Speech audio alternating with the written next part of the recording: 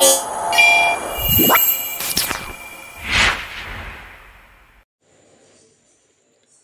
Everyone समस्त को शुभ सकाळ। सुभद्रा योजना को नहीं मुख्यमंत्री बड़ घोषणा।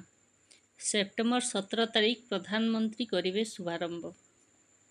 भुवनेश्वर राज्य में बीजेपी सरकार गठन करने पर सबुठु अधिक चर्चारे थिबा सुभद्रा योजना को नहीं मुख्यमंत्री मोहन चरण माझी बड़ घोषणा करिसेंती।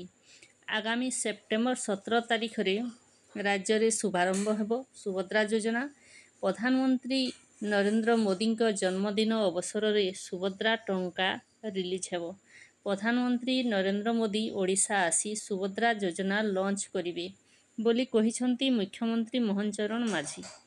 दिल्ली गस्तरे थिबा मुख्यमंत्री मोहन चरण माझी आज नुआ दिल्ली हजखस जगन्नाथ मंदिर रे महाप्रभु दर्शन पर सेठारे सुभद्रा योजना को नहीं बड़ घोषणा करिसेंती। मुख्यमंत्री कहिसेंती सेप्टेम्बर 17 तारीख प्रधानमंत्री नरेंद्र मोदी जन्मदिन। सेही दिन प्रधानमंत्री ओडिशा जीवे।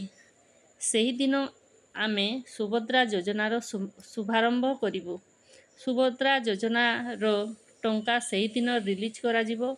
एथि सहित एही कार्यक्रम रे राज्यर 5 लाख महिला जोग देबे बोली मध्य मुख्यमंत्री कहिसेंती।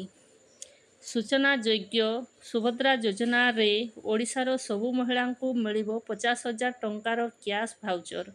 एने गत किछि दिन तले उपमुख्यमंत्री तथा महिला और शिशु विकास मंत्री प्रभाती परिड़ा कहिथिले सुभद्रा योजना रे कैबिनेट मोहर बाजिबा परे ट्रैकिंग स्टेज रे अछि। आसंता 100 दिन भितरे सुभद्रा योजना लॉन्च हेबो। यही वीडियो मो भिडियोटी किपरि लागिला आपण मानकु जदि हेल्पफुल होता है लाइक शेयर सब्सक्राइब करिवे। जय जगन्नाथ।